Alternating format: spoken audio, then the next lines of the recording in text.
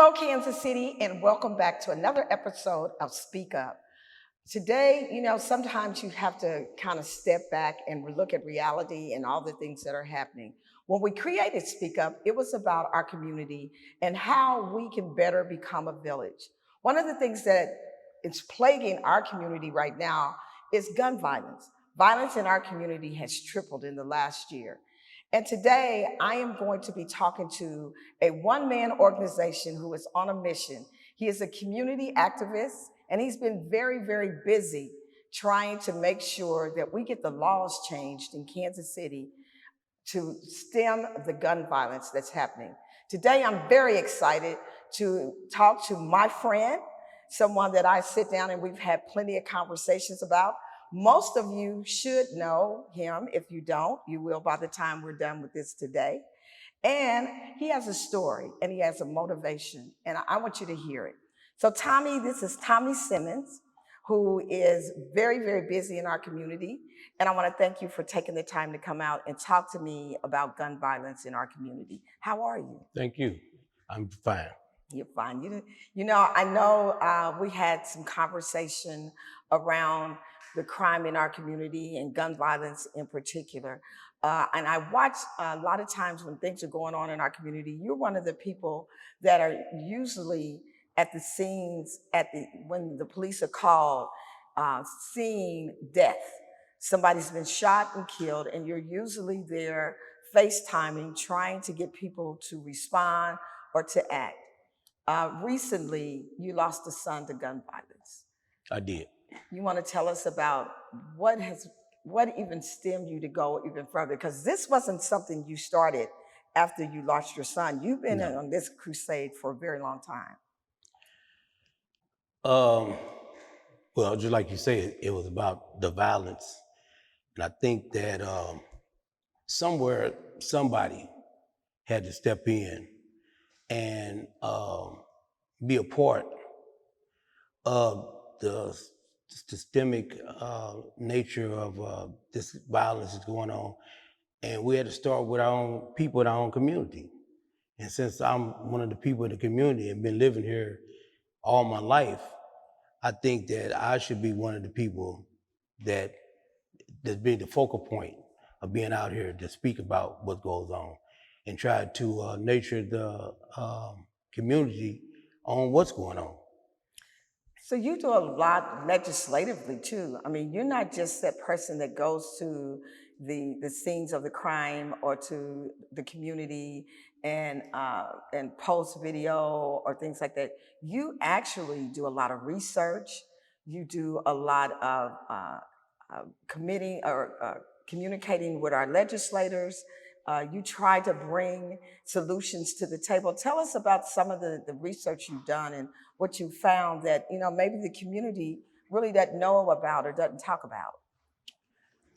Actually, when I was a kid, we was real active out here. And actually, where we at right now, I grew up on the next block over here on 43rd and Highland. Wow. That's where I grew up at. Okay. And so I know this area and this community very well, So just full disclosure, my grandmother lived at 4333 Flora. So we all rode skateboards down that hill. That's my stomping ground. And one Absolutely. of my best friends, Jack Rose, lived at 4321 Flora. Yes. Okay. 4421. Yeah. And so, like I said, it's nothing in this area you can't tell me about. I know everything in there. My best friend, Albert lived on that corner there. But the bullet thing came to me because when we was kids, like we was active in what people do, and we had a lot of crime going on. And so one thing that we always had, we had plenty of guns. And one thing we didn't have was plenty of bullets. Everybody had a gun, nobody had a bullet. Nobody had bullets because kids couldn't, kids our age, and we couldn't buy them. Right. But we had all the guns in the world. We had automatics, everything, 45s, but we just didn't have bullets. So it came to me one day is that when we didn't have bullets for these guns, and we had AK-47s and all that type of stuff. We sold them Yeah. because they was useless to us. Yeah. And so it come to me, I said, that's that's what the corporate is out here now, is bullets. And if we can find a way to put a legislation on who buy the bullets, then we could solve some of these problems. Because that gun, and then I started researching and I started figuring out, I said, well, I researched on the gun law, and I said, yeah, they got a heck of a gun law that you have to have a background check to get the guns. And so as I was researching more, I said, wait a minute, you have to have a background check on the bullets too. So there is an ordinance, There's a law, there is a law, a federal law that states in order to purchase bullets, you have to do a background check before you sell those bullets to someone. And what's ironic was that once I started digging into the law, I contacted the Justice Department. And when they heard what I was talking about, they flew in here to talk to me about it. Wow. And I had a community leader, which was Ron Lindsay, who was over one in the church. I had a lawyer, which was Henry Service, that sat there. And I presented my case to them, which they said, wow, you're right. Yeah. About a week later, the guy from the Justice Department contacted me and said, not only are you right, there are 6 other states around the country who recognize enforcement of the bullets, which was California, Illinois, New Jersey, New York, and Massachusetts. Okay. And Cincinnati. Yeah. And he said, what y'all need to do is make a way where y'all be the 7th and 8th state, which would be Kansas and Missouri, yeah. To enforce the law that's already on the books. We don't need to craft no legislator or rally around this or try to pass it. The law's already intact. And then when I found out even more so that even kids, you had to be a certain age to even buy bullets, and over 18, you can buy them, but less than 18, you can't buy them. Right. So I already done found all this out. So I brings it to our city council people. I tell them, but I've been talking about this, believe it or not, for the last 6-7 years. Yeah. I've been, a strong proponent of the bullets. Yeah. So after that, I contacted them, told them, and everybody's like, wow, there's a law. So I said, yeah, when 18 USC 922 G1 is the gun law. And it says you have to have a background check even for ammo. Wow. Wow. So that's what I've been pushing. So then next thing I know, the mayor comes out with the law after we talked about it and everything. And his law was for the kids to ask their parents, can they have bullets? And if they say yeah, then they can get bullets. But that's kind of asinine because parents can't give that authority. If the law says you can't, you know. So I'm wondering, because legislation, it's very tricky. It's real tricky because we have legislation that is federal law that's across the board that the states and all municipalities have to follow. And then we have federal laws that are left up to the states to enforce. Mm-hmm. And so if this is a federal law that's left up to the state, what needs to happen next is we need to get this on a ballot for the people to vote to enact these laws, these gun laws that would demand background checks. We're not asking them not to let people have guns anymore. Guns are, it's a right to bear arms. We get that. Nobody's trying to take the Second Amendment right. But what we want to do is make our streets safer. We've had well over 130 something murders, I think it is. 120, maybe 5 now, because there was one last night. Yeah. and it was 122, maybe 125 right About now. 125 murders, and we're not even in the middle of August yet. So if we have so much access to not only firearms but to the ammo, we're just going to have an increase in violence. And I mean, we're not going to fix all the problems, but we can start somewhere. Is that basically, a good statement? I think that what should have happened was um, the ordinance, the law is already there. We already know that. So I think the ordinance that the mayor proposed should have said, okay, we already got the law. Let's make an ordinance where the gun stores have to enforce it. Yeah. That's simple as Yeah. that. Yeah. And so that means that, okay, so now you done put a thing where the kids can ask their parents, which they can't do for real, because the law says you can't. Yeah. But the most stunning thing to me is that I had investigate like the murders that happened on the mass murder shooting that happened on 57th and Prospect. 9 people shot, 3 people dead. There was 285 shell casings at the scene. Within a matter of hours, the person who done this, which probably ain't never been done before, which been a matter of hours, not days, hours, the person was arrested. And come to find out, he was a felon. The mass shooting on 42nd in Indiana at the club. 7 people shot, 3 dead. When they finally arrested the person, he was a felon. The 4 people that was involved in shooting my son on 37th and Prospect, all of them are felons. So then it come to me is that's where the problem is. The enforcement of the law, of federal law, And background check. should be enforced on background check, because now the mayor's ordinance that he put out, just like I got a guy the other day that we play all the time, he's an ex-felon, he's a felon.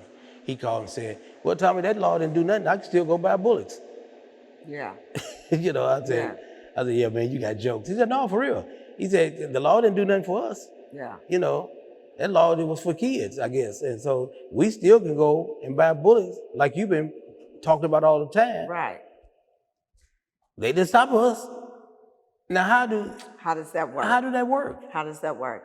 Yeah. So, I think about, and I'm going to, acknowledge where we are. We're actually at 43rd and Woodland. And we're in an establishment that is Black-owned construction company. This building, I remember not 3 years ago, looked like it was about to fall on the ground. And they have done a massive change and remodeled this building.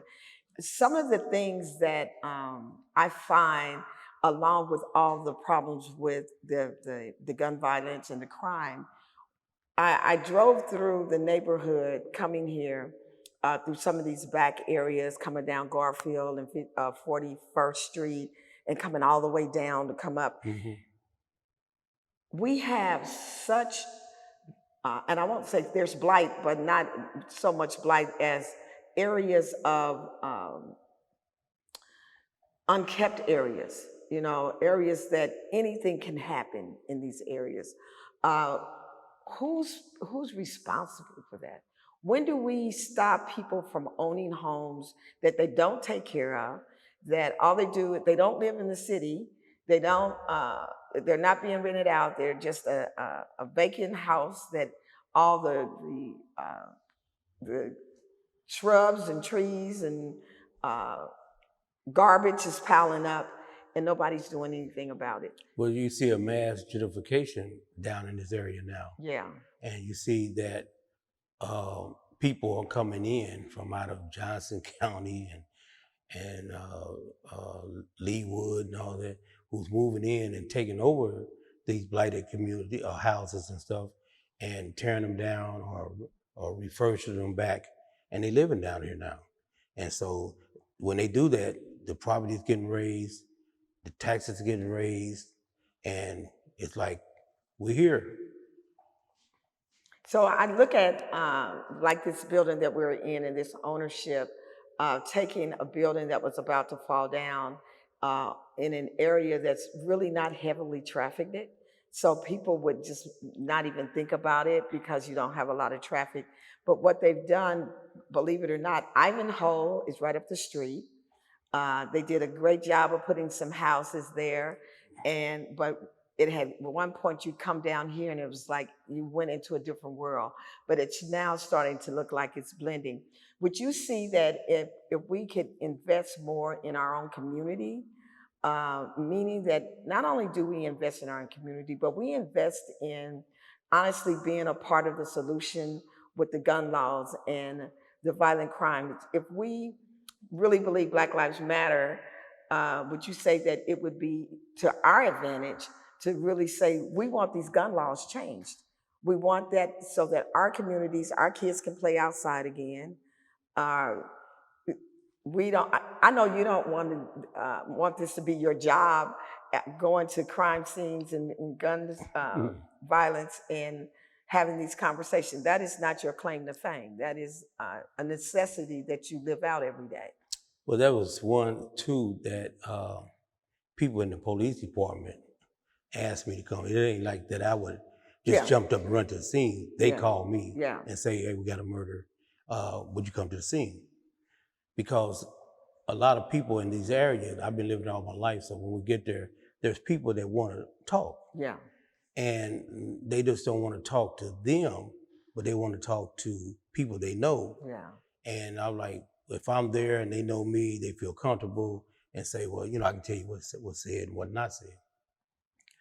I think too, and this is taken into another fashion, but it's just like if I got a kid and I done bought him a car and I'm hearing that he's driving the car erratic and everything, and I'm steady telling him, hey, I hear you starting to crying, and he continues to keep doing it. So what did I do?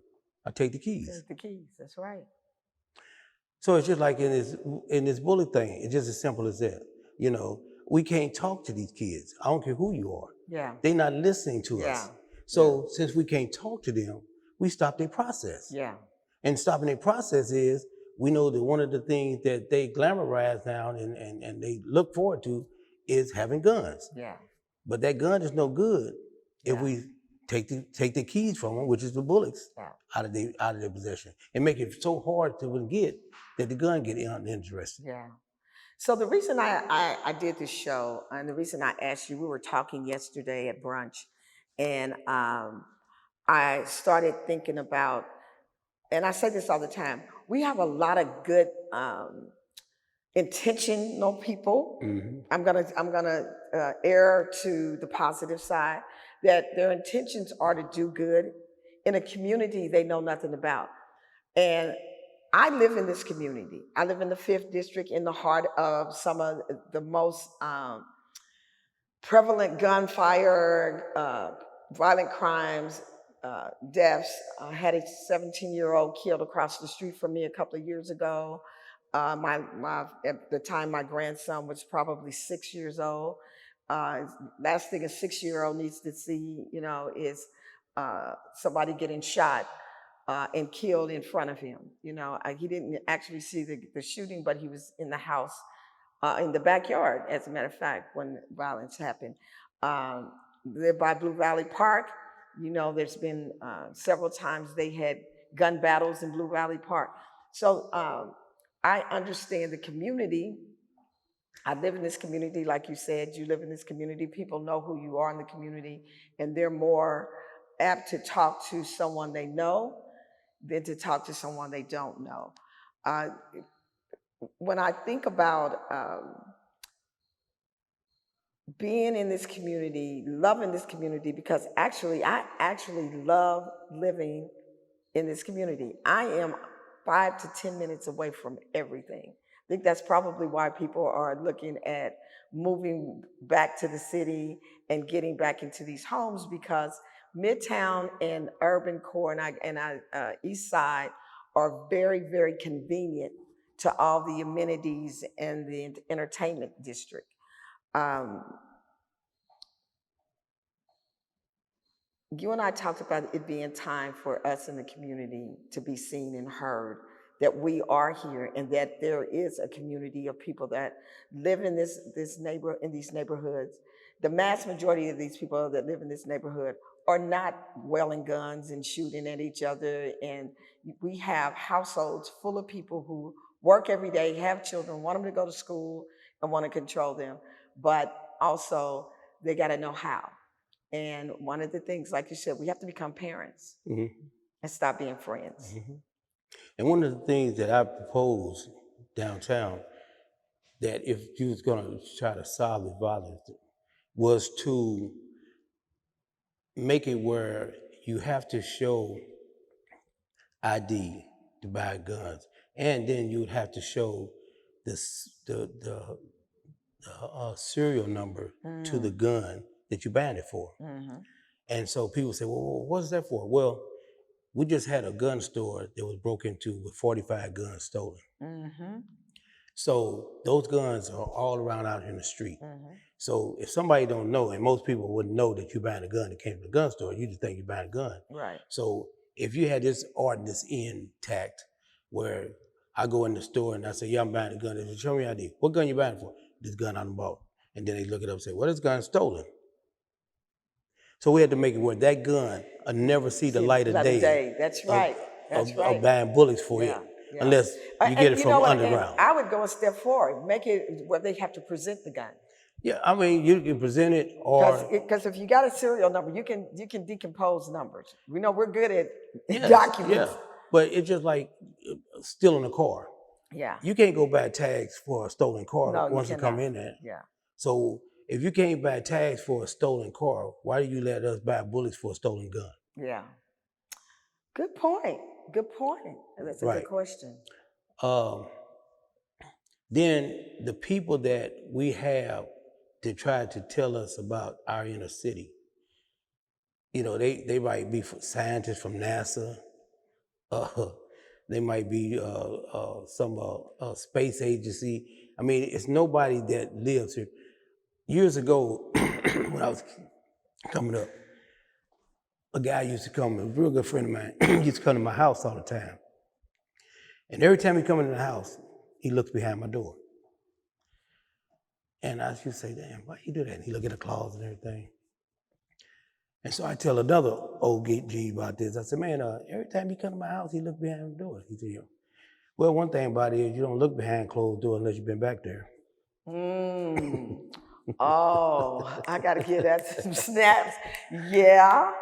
You know, so I'm saying that the stuff that they be talking about, I've been behind the doors. Yes. I know what I'm talking about. Yes, we have. Yeah. So. Yeah. Well, you know, the thing that I'm most interested in is developing more collaboration in how do we stop having so many funerals. I have, you know,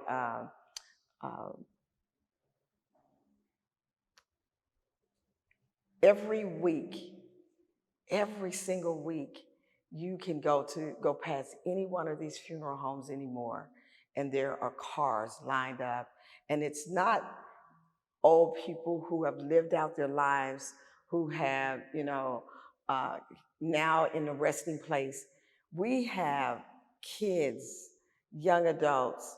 You know, our death rate, if you look at the number of people that die every day in our streets across the country, we're outnumbering the elderly deaths on a daily basis.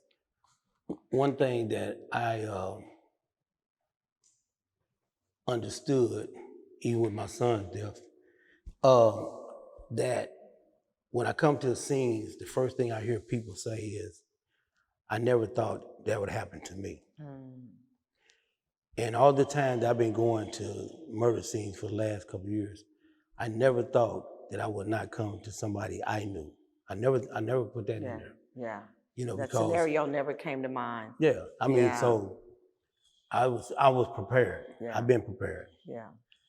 And not because this particular son too, never never been in trouble.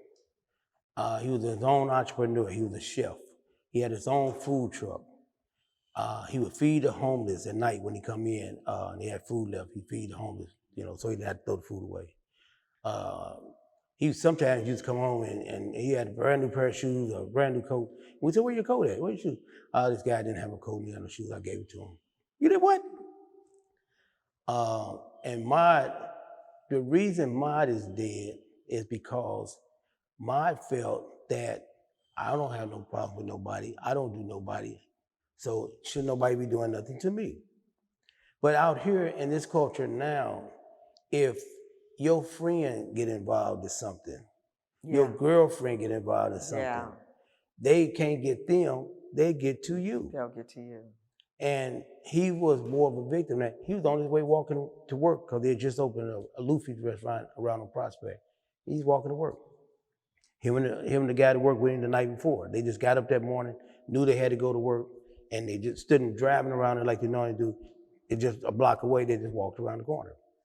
And this guy shot both of them, And so, and then the devastation that takes place after that, like one of my grandkids, she got to the scene and she's 11 years old.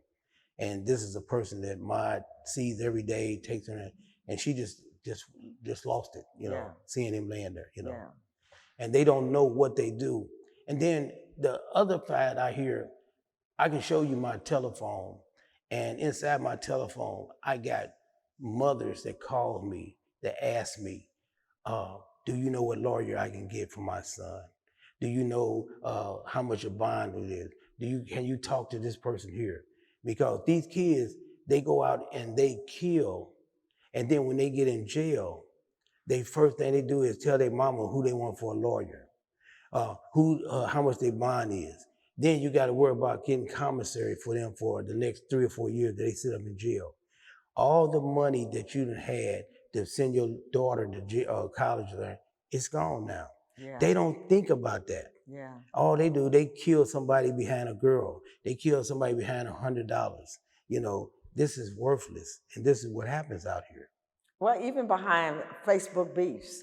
Even Facebook. I see it all the time on Clubhouse. Yeah, it is insane, some of the things that they are actually taking lives behind. But the thing that worries me the most is the desensitizing of our young people. Because they have no social skills, because everything they do is through electronics, that they have no real feeling about what they're doing or what they've done.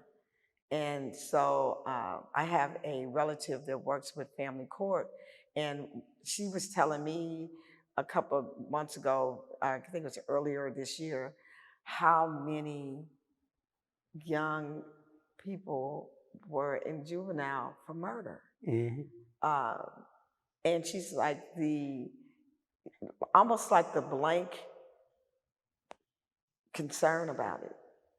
And that's interesting that you said that. I brought that up to some people before. Say that you got some kids that's in there for murder. They 15, 16 years old. They certified to be adults, but they're still 15, 16 years old. I don't care how you're certified. Yeah. And so say they go through the system and the system let them out. So now they out. And so they were like, I want to get some bullets. Well, I just go ask my mom. Mom, can I buy some bullets? Yes, son. And then he go buy some bullets. But he got the okay from what the mayor is implementing. He gets the okay from their mother. The mother don't supersede the law. No.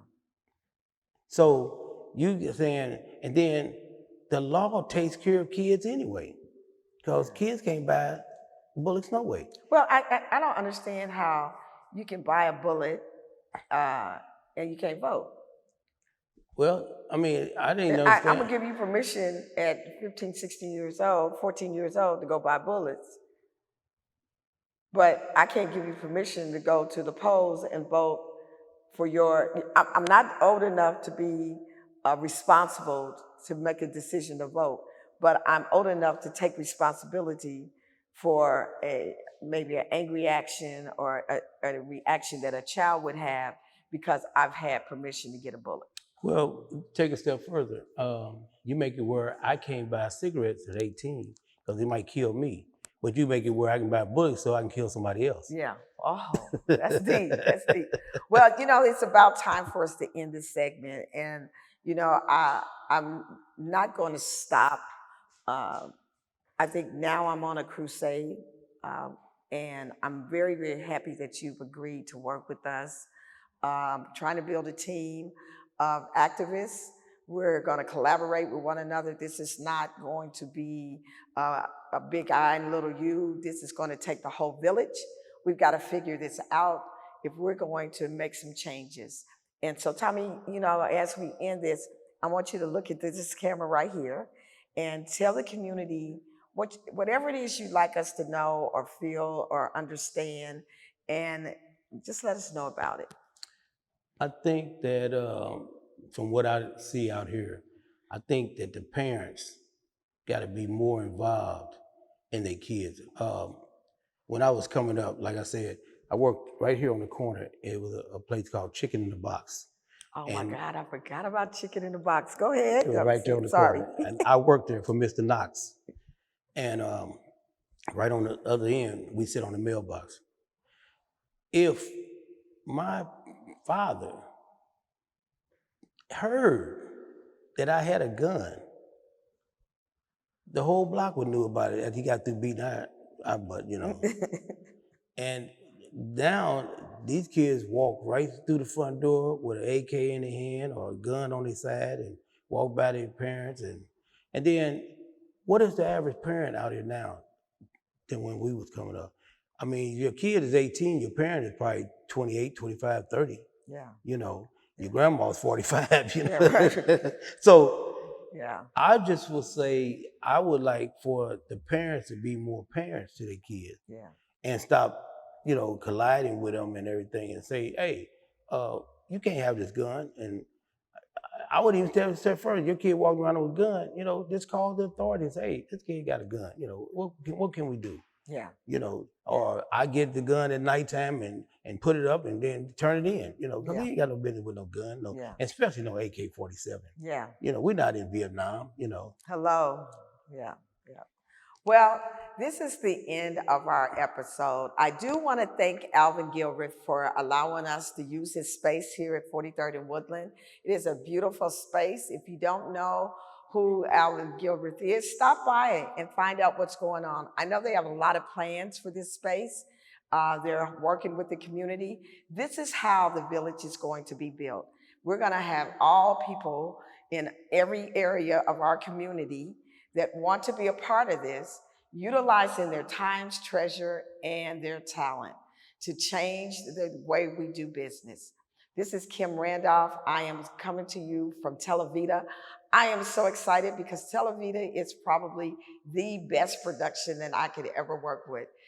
This team has been there with us. Season 2, we're in season 2. This is episode 3, and we'll be back in another week with another episode of Speak Up. What will it be? We'll surprise you. Have a good week. Be good and be kind to one another. And always remember, give someone a smile. That's all they need.